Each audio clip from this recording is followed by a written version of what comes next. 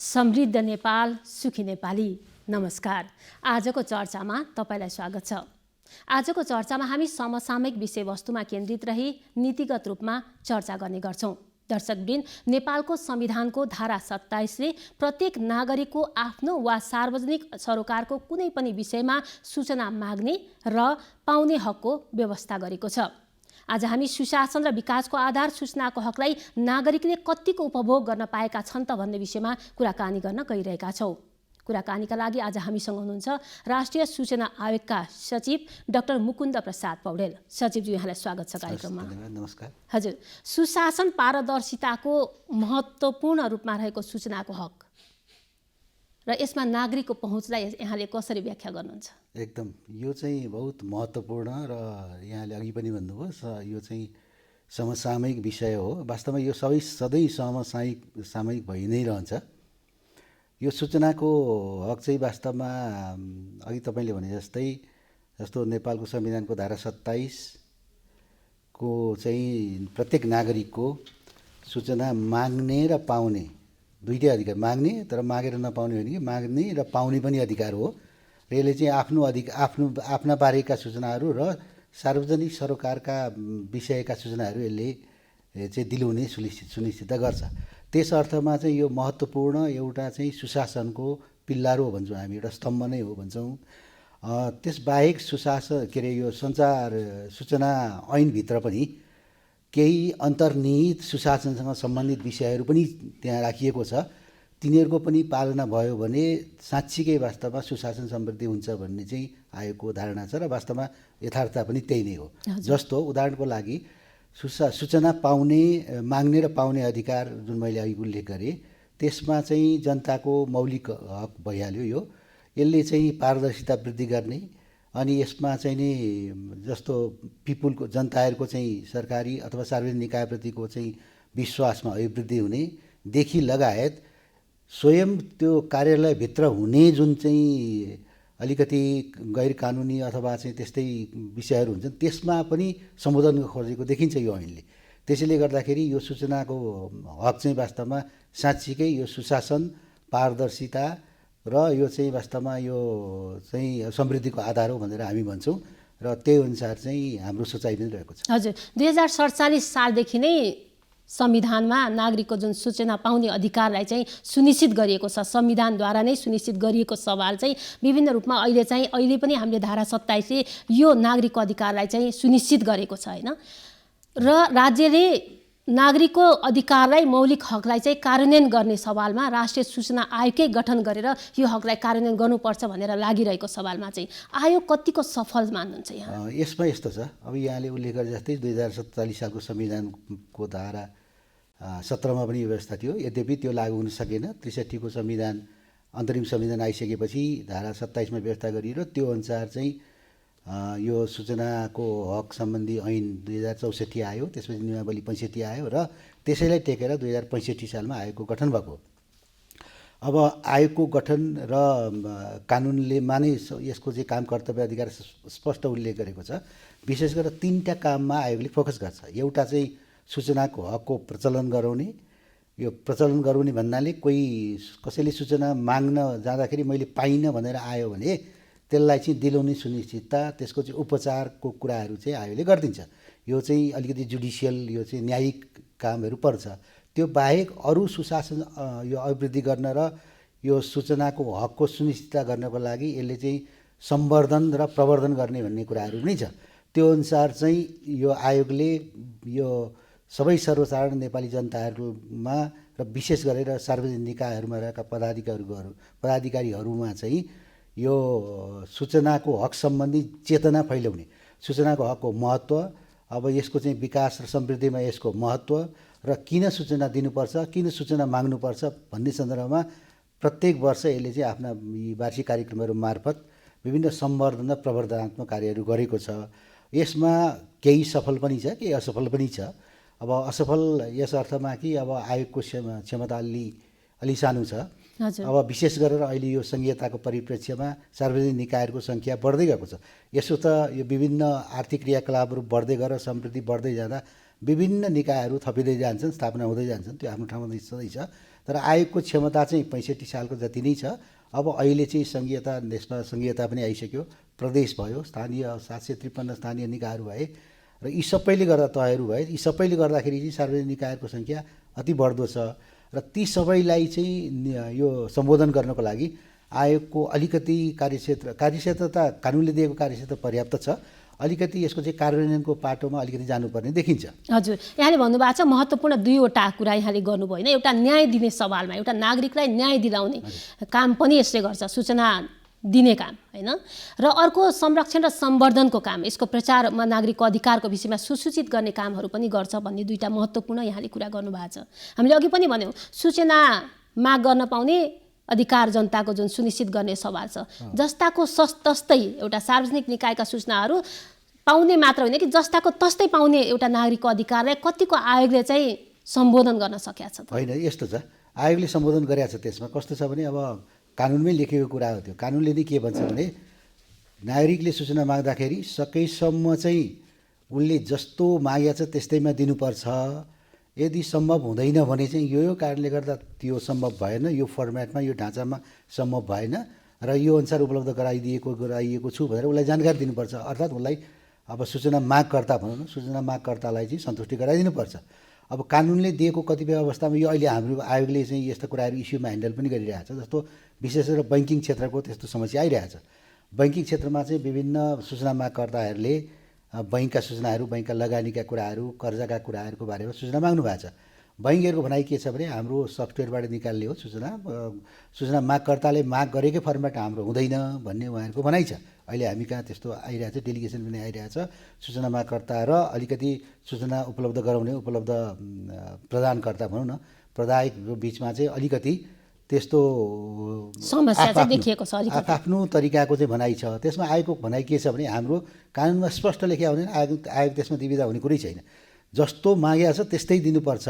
यदि दिनु भएन भने तपाईँले उसलाई चाहिँ सन्तुष्ट गराउनु पर्यो। यो कारणले गर्दा, प्राविधिक कारणले गर्दा सम्भव भएन भनेर भन्नु पर्यो।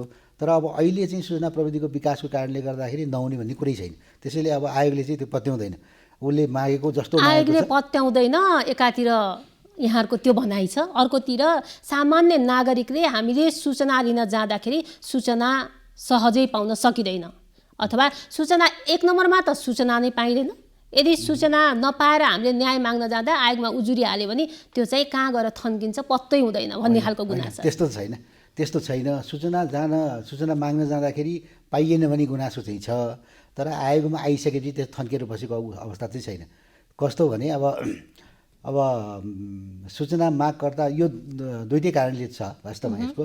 अब मैले अघि पनि भने सार्वजनिक निकायहरूको सङ्ख्या बढ्दैछ होइन, त्यसले गर्दाखेरि आयोगमा चाहिँ उजुरीका चाङहरू छ। यद्यपि आयोगले चाहिँ त्यसलाई एकदम निरन्तरता दिएर फास्ट ट्र्याकमा त्यो सेटल गर्ने आफ्नो प्रक्रियामा सुधार गरेको छ, निरन्तर सुधार गरेकै छ। त्यसमा हामी खटिएकै छौँ। अर्को चाहिँ कस्तो भने जुन सार्वजनिक निकायहरू चाहिँ को अलिकति परिभाषामा पनि उहाँ अलिकति दुविधा उत्पन्न भएको छ। जस्तो निजी बैङ्कहरू अथवा चाहिँ सहकारीहरू अथवा निजी स्कुलहरूले चाहिँ के भन्नुहुन्छ भने हामी त सार्वजनिक निकाय होइनौँ, सरकारी निकाय होइनौँ, यो सूचना दिने भने यो सरकारी निकायले मात्रै हो, हामीले होइन भन्ने कुराहरू उहाँको छ। त्यसमा चाहिँ आयोगको स्पष्ट धारणा के छ भने त्यो होइन। यदि कुनै पनि संस्था, चाहे निजी होस्, चाहे चाहिँ सरकारी होस्, अथवा पार्टनरसिपमा खोलेको होस्, कुनै पनि संस्था यदि त्यहाँ सार्वजनिक हितको कुरा, सार्वजनिक इन्ट्रेस्टको कुराहरू आउँछ भने त्यो सार्वजनिक निकाय हो, सार्वजनिक यो चाहिँ बढी हो भनेर हामी त्यसलाई ट्रिट गर्छौँ। हाम्रो जुन ऐन छ सूचनाको हक सम्बन्धी ऐन 2065 मा अलिकति दुविधा हो र, किनभने हामीले भन्दाखेरि आफ्नो वा सार्वजनिक निकायको भनेर स्पष्ट तोकिएको जस्तो लाग्छ र त्यसैलाई टेकेर चाहिँ प्राइभेटहरूले हामीले यो दिन चाहन्नौँ अथवा यो हाम्रो क्षेत्रभित्र पर्दैन भनेको हो कि होइन? यस्तो हो, प्राइभेटहरूको चाहिँ प्राइभेट निजी क्षेत्रमा स्थापित संस्थाहरूको भनाइ के हो भने यो हाम्रो संस्था हो, हामीले नितान्त पुँजी लगानी गरेर स्थापना गरेका हौँ, अथवा हाम्रो आफ्नै व्यक्तिगत प्रयासमा सञ्चालन भएको, सरकारको केही कन्ट्रिब्युसन छैन, त्यसले दिनु पर्दैन भन्ने उहाँहरूको भनाइ छ। तर त्यो पनि सार्वजनिक सरोकारको विषय त हो होइन। त्यो साँचो किन होइन भने मैले अघि भने जस्तै जुन निकायमा, जुन संस्थामा, जुन सङ्गठनमा सार्वजनिक हितका कुराहरू गाँसिएर आउँछन्, जस्तो स्कुलको कुरा गर्नु न, निजी स्कुलले म सार्वजनिक निकाय होइन भनेर भन्न पाउँदैन, किनभने त्यहाँ त जनताका छोराछोरी पढ्या हुन्छन्, जनताको चाहिँ प्रत्यक्ष हित त्यहाँ गाँसिएको हुन्छ। त्यसैले जहाँ चाहिँ यो पब्लिक इन्ट्रेस्ट, जनताको सार्वजनिक हित गाँसिएको हुन्छ त्यही निश्चय नै हाम्रो दृष्टिमा सूचनाको हकको दृष्टिमा ती सार्वजनिक निकाय हुन्, तिनीहरूले सूचनाको हक पालना गर्नै पर्छ, सूचना दिनै पर्छ। अब यसमा चाहिँ मैले अब त्यति भन्दै गर्दा अब अहिले हामीले चाहिँ हाम्रो यसो ट्रेन्ड हेर्दाखेरि चाहिँ कस्तो भने अब नयाँ नयाँ सरकारी निकायहरू पनि नयाँ नयाँ स्थापना हुँदै गर्छन्, बढ्दै गएका छन्। विशेष गरेर यो प्रदेश र स्थानीय तहको स्थापना भइसकेपछि चाहिँ अलिकति कन्फ्युजन सरकारी स्तरमा पनि देखिन्छ। अब यो चाहिँ वास्तवमा यो कर्मचारी वृत्तको हाम्रा चाहिँ यो ब्युरोक्रेसीमा हुने साथीहरूको चाहिँ अलिकति सूचनाको हक सम्बन्धी अलिकति ओरिएन्टेसनको कमीको कारणले हो। उहाँहरूलाई पनि त्यति थाहा छैन। सूचना माग्न आउँदाखेरि यो चाहिँ दिनुपर्छ भन्ने उहाँहरूलाई जरुरी छ। उहाँहरूको आयोगको यति लामो समय भइसक्यो गठन भएको, अहिलेसम्म पनि उहाँलाई सूचना माग्दाखेरि सहज किसिमले दिनुपर्छ भन्ने किसिमको ज्ञानसम्म हुन सकेका छैन त? होइन, यस्तो हो, केन्द्रीय निकायहरूमा जस्तो केन्द्रका मन्त्रालयहरूमा त्यो समस्या रहेन अहिले, किनभने हरेक मन्त्रालयमा हरेक विभागमा सूचना अधिकारीहरूको व्यवस्था गरिएको छ, प्रवक्ताको छ होइन। भलै प्रवक्ताको त अर्को अहिले डिल गर्छ, हामी त्यसमा जाँदैनौँ। सूचना अधिकारीको कुरा छ, सूचना अधिकारीलाई तोकेर राख्नुपर्छ भनेको छ र सबै कुराहरू सूचना अधिकारीलाई दिने र सूचना अधिकारी मार्फत चाहिँ सार्वजनिकीकरण गर्नुपर्छ भन्ने एउटा छ। अर्को कुरा यो चाहिँ प्रत्येक 3-3 महिनामा चाहिँ आफूले गरेका कामहरूको चाहिँ प्रगति विवरण सबै सार्वजनिक गर्नुपर्छ, स्वत प्रकाशन गर्नुपर्छ भन्ने पनि ऐनमै व्यवस्था छ। त्यसको कार्यविधिले त्यसलाई व्यवस्थित गरेको छ र यो केन्द्रका मन्त्रालय र केन्द्रका विभागहरूमा यो अहिले समस्या छैन। अहिले विशेष गरेर स्थानीय तहमा चाहिँ यो अलिक समस्या देखेको छ। संरचना बदलिसकेपछि आएको परिधि चाहिँ अलिकति साँघुरो भयो। यो सङ्घीयतामा गइसकेपछि अब धेरै बढे, संस्थाहरू धेरै बढे, अनि नयाँ नयाँ चाहिँ प्रतिनिधिहरू आउनुभयो, नयाँ नयाँ चाहिँ अब कर्मचारी साथीहरूको प्रवेश भयो होइन। त्यसले गर्दाखेरि उहाँहरूमा चाहिँ अलिकति यो अभिमुखीकरण अलिकति नभए हो कि भन्ने चाहिँ देखिन्छ। हजुर, यहाँले समस्याको कुरा गर्नुभयो। स्थानीय तहमा हो अहिलेको संरचना अनुसार अलिकति प्राविधिक समस्या चाहिँ देखिएको होला। यसैको लागि आयोगले अबका दिनहरूमा प्रत्येक नागरिकले सूचना सहज किसिमले पाउन् भन्नको लागि यहाँहरूको आगामी योजना चाहिँ कसरी? एकदम यो बहुत महत्त्वपूर्ण चाहिँ प्रश्न गर्नुभयो। यसको लागि यहाँलाई धेरै धेरै धन्यवाद छ। अब आयोग यसमा एकदम चिन्तनशील छ वास्तवमा। अब हामीले चाहिँ 5 वर्ष रणनीति अनुसार काम गर्न खोजिरहेछौँ। अब यो 21देखि 25सम्मको एउटा 5 वर्ष रणनीति बनिरहेछ हाम्रो। अब यो चाहिँ अब आगामी 5 वर्षमा कसरी जाने भन्ने सन्दर्भमा यो हाम्रो स्टाफ कलेजले चाहिँ यो युएनडिपीको सहयोगमा एउटा यो रणनीति, यो स्ट्राटेजी एउटा बनाइदिइरहेछ। त्यो आधारमा त्यसलाई लिएर छलफल गरेर त्यो नेपाल सरकारबाट स्वीकृत भइसकेपछि हामी त्यसलाई अगाडि बढाउँछौँ। अनि त्यसमा चाहिँ के छ भने अब यो अहिलेको सङ्घीयताको परिप्रेक्ष्यमा प्रदेशहरू आए, प्रदेशमा नि विभिन्न संस्थाहरू थपिए, त्यसै गरी सार्वजनिक निकाय अरू संस्थाहरू पनि चाहिँ यो थपिराखेका छन्। त्यसले गर्दाखेरि आयोगको कसरी जाने भन्ने, आयोगले अब कसरी जाने, कसरी चाहिँ सेटल गर्ने, आएका चाहिँ उजुरीहरूलाई छिटोभन्दा छिटो भन्ने कुराहरूमा हामी त्यसमा एकदम चिन्तनशील छौँ। त्यसमा अहिले चाहिँ मैले के भन्न सक्छु भने अब पछि आगामी 5 वर्षमा कसरी जाला त्यो रणनीति पेपर आइसकेपछि त्यसले डिल गर्ने भयो। अहिले चाहिँ कस्तो भने अब हामी अहिले नै पनि यहाँहरूसँग स्थानीय तहको मात्रै 53% उजुरीहरू त स्थानीय तहसँग सम्बन्धित छन् होइन, यस्तो छ, सम्बन्धित छन्। हाम्रो चाहिँ यो गत वर्षको यो वार्षिक प्रगति विवरणमा चाहिँ हाम्रो त्यो अहिले फाइनल भइसकेको छैन, त्यसमा चाहिँ त्यो देखिएको छ। हामीले चाहिँ यहाँको जानकारीको लागि म एउटा जानकारी पनि गराउन चाहन्छु, यो सबैको जानकारीको लागि, दर्शकको जानकारीको लागि पनि। यो योजना आयोगले एउटा वेब बेस्ड सूचना आयोगले एउटा web based survey, web based भन्नाले हामीले अफिसमै बसेर प्रदेश नम्बर 1 र 2 को फाइनल भएको छैन, अहिले पनि अन्तिममा पुगेको छ। 1 को हामीले चाहिँ प्रदेश 1 अन्तर्गतका विभिन्न कार्यालयहरूमा सूचना अधिकारीको व्यवस्था के छ, सूचना अधिकारी नियुक्ति गर्नुभएको छ कि छैन, सूचना अधिकारी नियुक्ति गर्नुभएको छ भने उहाँहरूको चाहिँ जुन त्यो नियमले तोकेको छ उहाँहरूको चाहिँ विवरणदेखि लिएर फोटो राख्नुपर्ने, बाहिर कार्यालयको अगाडि चाहिँ सबैले देख्ने ठाउँमा भन्ने कुराहरू छ। सबै कुराहरू ती विवरणहरू र 3-3 महिनामा प्रकाशन गर्नुपर्ने, स्वत प्रकाशन गर्नुभएको छ कि छैन, त्यसको बारेमा हामीले एउटा सर्वे गरेका थियौँ, वेब बेस्ड सर्वे। त्यसलाई हामीले वेबबाट गरे हुनाले यो फिल्डमा नगएर यो कोरोनाको कारणले फिल्डमा जान सकिएन, यहाँ अफिसबाटै गरेका थियौँ हामीले।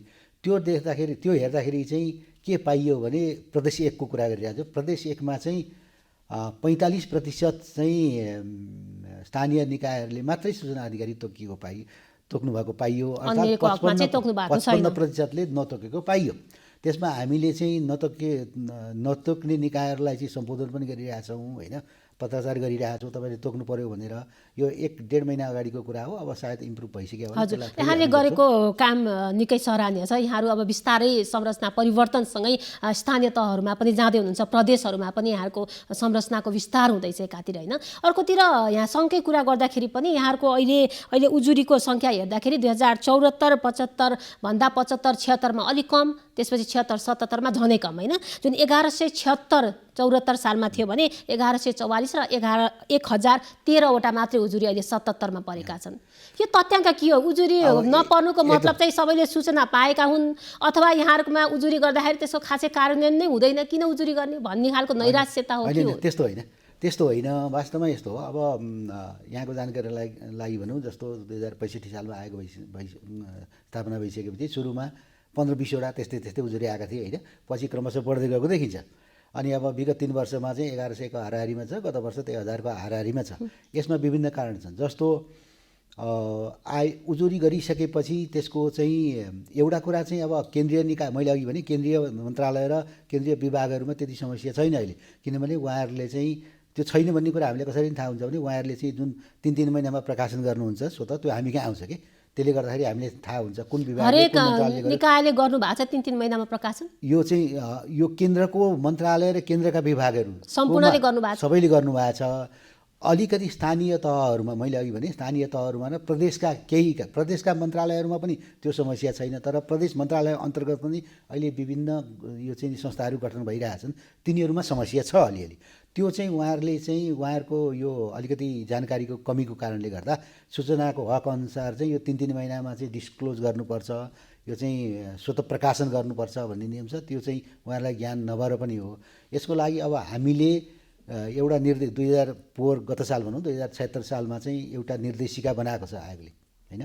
बनाएर प्रदेशलाई कसरी, अर्को व्यवस्था नहुन्जेलसम्म प्रदेशलाई कसरी ह्यान्डल गर्ने भन्ने सन्दर्भमा प्रदेशको मुख्यमन्त्रीको कार्यालयको सचिवको संयोजकत्वमा एउटा चाहिँ यो प्रदेश अनुगमन इकाइ भन्ने गठन गरिएको छ। त्यहाँ चाहिँ त्यहाँको सचिवलाई जिम्मेवार बनाएर तपाईँ प्रदेश अन्तर्गतका कार्यालयहरूमा कसले चाहिँ सूचना अधिकारी तोकेका छन्, कसले तोकेका छैनन्, अनि कसले चाहिँ यो प्रोएक्टिभ डिस्क्लोज 3-3 महिनामा स्वतः प्रकाशन गर्नुपर्ने हो गरेका छैनन्, त्यसको चाहिँ तपाईँले नियमित रूपमा त्यहाँ चाहिँ अनुगमन गरेर अब यहाँ मिटिङ राखेर हामीलाई खबर गर्नुहोस् भनेर निर्देशिका बनाएको छ। त्यो अनुसार हामीले डिसिसन गरेका छौँ र त्यो अनुसार चाहिँ अहिले काम अलिअलि भइरहेको छ। अब स्थानीय गतिले हुनुपर्ने त्यो चाहिँ हुन सकेका छैन।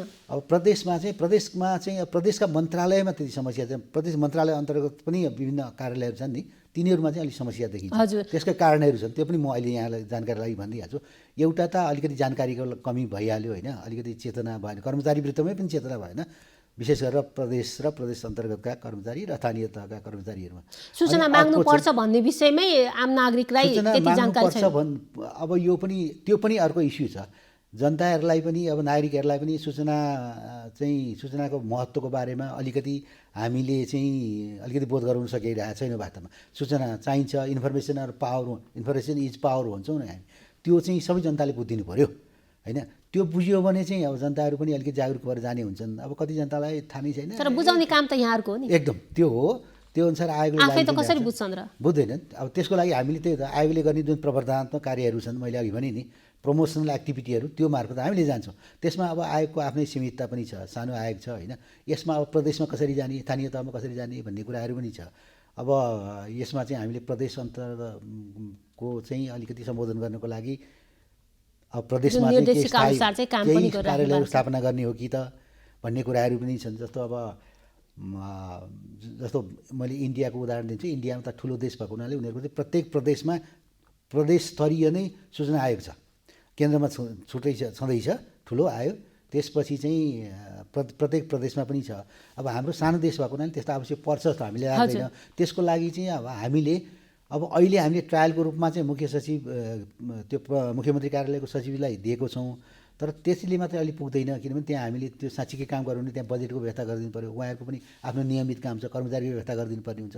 त्यसैले त्यो लेभलमा चाहिँ प्रदेश तहमा भनौँ न, अहिले प्रदेश तहमा चाहिँ केही शाखाहरू खोल्ने हो कि भन्ने सन्दर्भमा पनि हामीले सोचिरहेका छौँ, छलफलमा छ। तर त्यो फाइनल डिसिजन चाहिँ हाम्रो मैले अघि उल्लेख गरेको छु। हजुर, एउटा नागरिकले चाहिँ सूचना जब 15 दिनभित्र उसले सूचना पाउने जुन अधिकार छ होइन, उसले सूचना माग गरेपछि 15 दिनभित्र पाउनुपर्छ, अथवा ज्यान सम्बन्धी खतरा छ भने 24 घण्टामा पाउनुपर्छ। यदि त्यो समयमा पाएन भने उसले चाहिँ आयोगमा उजुरी गर्न सक्छ भनेर त्यो अनुसारको हामीले अघि उजुरी कति पर्यो पनि भनिसक्यो होइन। उजुरी परिसकेपछि सूचना आयोगमा उजुरी परिसकेपछि सूचना पाउने चाहिँ पक्का हुन्छ भन्ने किसिमको कुरा छ। सूचना जति उजुरी परेका छन् तिनीहरूले सूचना पाउँछन् होइन, यस्तो छ, पाउँछन् त्यसमा कुरै छैन। जस्तो मैले चाहिँ अघि यहाँले उल्लेख गर्नु भने यो वार्षिक प्रतिवेदनको प्रत्येक वर्षमा कति पऱ्यो भन्ने, अब त्यसमा जस्तो भनौँ न त्यो फर्स्योडको सङ्ख्या पनि त्यहाँ महत्त्वपूर्ण हुन्छ कि। फर्स्योडको सङ्ख्या पनि त्यतिकै छ, एउटा दुईवटा चाहिँ अलिकति विवादास्पद भएर त्यो तामेलीमा राखेको छ, 2-3वटादेखि छैन। गत वर्ष पनि एउटा तामेलीमा राखेको त्यहाँ भेटिया छ होइन,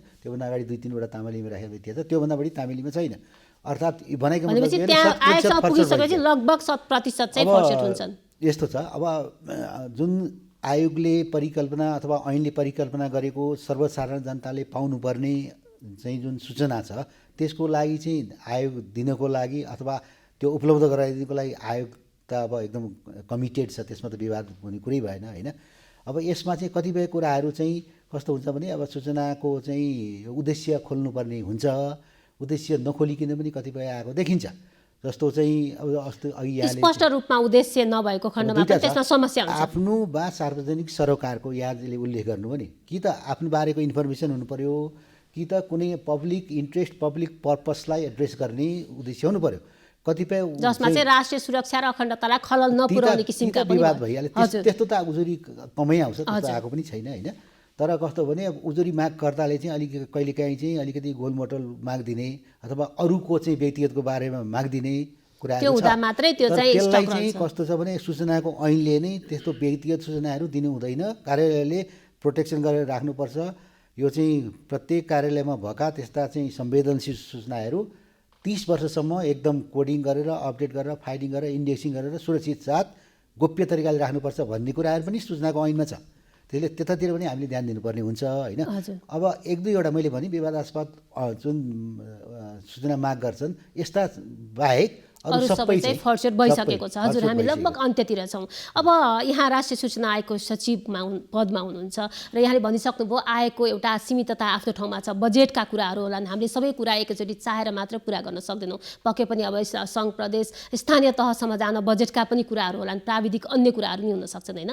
तर नागरिकको एउटा स्वस्फूर्त रूपमा सूचना मैले सहजै पाउन सक्छु र भन्ने एउटा राज्यप्रतिको जुन हामीले अघि पनि कुरा गऱ्यौँ सुशासन र एउटा पारदर्शिताको महत्त्वपूर्ण कडी जुन सूचनाको हकलाई नागरिकको पहुँचमा पुर्याउन चाहिँ के गर्नुपर्छ होला? यसमा यस्तो छ, मैले अघि पनि भने जस्तो अब यसमा प्रवर्धनात्मक कार्य र एउटा न्यायिक कुराहरू भइहाल्यो, त्यहाँका कुराहरूलाई चाहिँ त्यहाँ आएका उजुरीहरूलाई चाहिँ छिटोभन्दा छिटो फास्ट ट्र्याकमा सेटल गर्ने आफ्नो ठाउँमा छँदैछ होइन।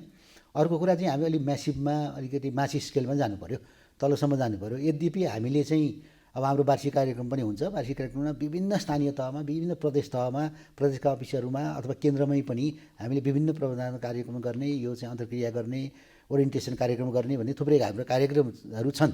यद्यपि यो वर्ष चाहिँ अब कोभिडले गर्दा हामीले यो कोरोनाको कारणले गर्दा फिल्डमा जान सकिएन, त्यो आफ्नो ठाउँमा छ, यो त अपवाद हो। अब करिब अब कोरोना पनि ओभर भइसक्यो हुनाले अब हामीले अगाडि बढाउँछौँ त्यसलाई। एउटा मेन काम चाहिँ त्यो हो। अर्को कुरा चाहिँ यहाँहरू जस्ता चाहिँ जुन सञ्चारकर्मीहरू हुनुहुन्छ यहाँहरूको पनि वास्तवमा चाहिँ महत्त्वपूर्ण रोल हुन्छ कि यसमा, किनभने अब यहाँहरूले पनि त जानकारी गराइदिनु पऱ्यो सूचनाका आफ्ना यो हरेक सञ्चारमा अब समाचारमा चाहिँ सूचनाको हकको महत्त्वको बारेमा, सूचनाको चाहिँ पहुँचका बारेमा यहाँ सबै सर्वसाधारणलाई जानकारी दिनु पऱ्यो। त्यसैले त्यो पनि छ, त्यसैले पार्टनरसिपमा एकदम मिलेर जानुपर्छ भन्ने हाम्रो धारणा छ होइन। त्यसले अब आयोगले मात्रै सक्ने कुरा पनि भएन। यहाँले भने जस्तै अब रिसोर्सको कमी छ, कन्स्टेन्ट छ, अब कर्मचारी पनि कमी छ, अनि फेरि अब फ्रिक्वेन्टली हाम्रो टर्नओभर पनि हुन्छ कि कर्मचारी आउने जाने पनि भइरहेको छ। यो समस्या हुन त आयोगमा मात्रै होइन, हाम्रो अब सिस्टमै अहिले ट्रान्जिसन भएको हुनाले त्यो समस्या छ। विशेष गरेर स्थानीय तहमा त्यो समस्या छ। अहिले सूचना अधिकारी एउटा यहाँको जानकारीलाई के भन्यो भने प्रत्येक निकायमा सूचना अधिकारी को छ, उसको एड्रेस के हो, इमेल के हो, मोबाइल फोन के हो भनेर हामी कहाँ जानकारी दिनुपर्छ। हामी कहाँ आउँछ, हामीले चाहियो भने तुरन्त त्यो सूचना अधिकारी जहाँसुकै होस्, उहाँ दूर दराजको जहाँसुकै होस्, हामीले त्यसलाई कन्ट्याक्ट गर्न, त्यो सूचना अधिकारीलाई कन्ट्याक्ट गर्न सक्ने गरी हामी कहाँ चाहिँ यो सफ्टवेयर छ, त्यो अनुसार हामीले काम पनि गरेका छौँ। र हामी त्यस्तो आउने बित्तिकै हामी इन्फर्म पनि गर्छौँ होइन। तर कस्तो हुने भइरहेछ अहिले भने अब कर्मचारीको छिटो सर हुँदा आजको सूचना अधिकारी भोलि नहुने, आजको सूचना अधिकारी स्वर्ग भएर भोलि गइसक्ने, म त नयाँ आएको मलाई थाहा छैन, म सिक्दैछु, म हेर्दैछु, जान्दैछु, यो गर्दैछु भन्ने कुरो देखिन्छ। एउटा चाहिँ त्यो समस्या छ अहिले होइन। अर्को कुरा चाहिँ कस्तो छ भने अब सूचना अधिकारी भएर काम गर्नुको लागि चाहिँ अलिकति प्रेरणा पनि उत्प्रेरणा छैन। मैले अब यहाँ भन्नैपर्छ, यहाँको चाहिँ यो नेपाल टेलिभिजन मार्फत होइन। अब सामान्यतया चाहिँ कुनै पनि कार्यालयमा सूचना अधिकारी भएर काम यो चाहिँ बस्न अलि हाम्रा कर्मचारी साथीहरू हिचकिचाउनुहुन्छ। यसको कारण छ। यसको कारण के छ भने सूचना हामी अधिकारी लगभग अन्त्यमा छौँ हजुर। सूचना अधिकारीकोले चाहिँ नि यो अरू कामको अतिरिक्त सूचनाको काम गरिदिनु पर्ने हुन्छ। थप कार्य भयो। अनि यसलाई चाहिँ हाम्रो चाहिँ अतिरिक्त सुविधा केही पनि छैन। त्यसले गर्दाखेरि सकेसम्म म सूचना अधिकारी हुन नपरे हुन्थ्यो भन्ने छ। तैपनि अब हामी उनीहरूको मनोबल बढाउने खालको चाहिँ राज्यले त्यो खालको सेवा सुविधा हामीले त्यता पनि फोकस गरिरहेको छौँ। अर्थ मन्त्रालयसँग कुरा भइरहेको छ। यसमा सम्भवतः आगामी दिनहरूमा चाहिँ एड्रेस हुन्छ जस्तो मलाई लाग्छ। अनि यसरी अब समग्रमा भन्ने हो भने वास्तवमा समन्वय भएर जानुपर्छ। समन्वय गरेर अगाडि बढेको खण्डमा सूचना नागरिकले सहज रूपमा पाउँछन्। सबै कार्यालयहरू पनि त्यतिकै चाहिँ अलिकति जागरुक हुनु पर्यो।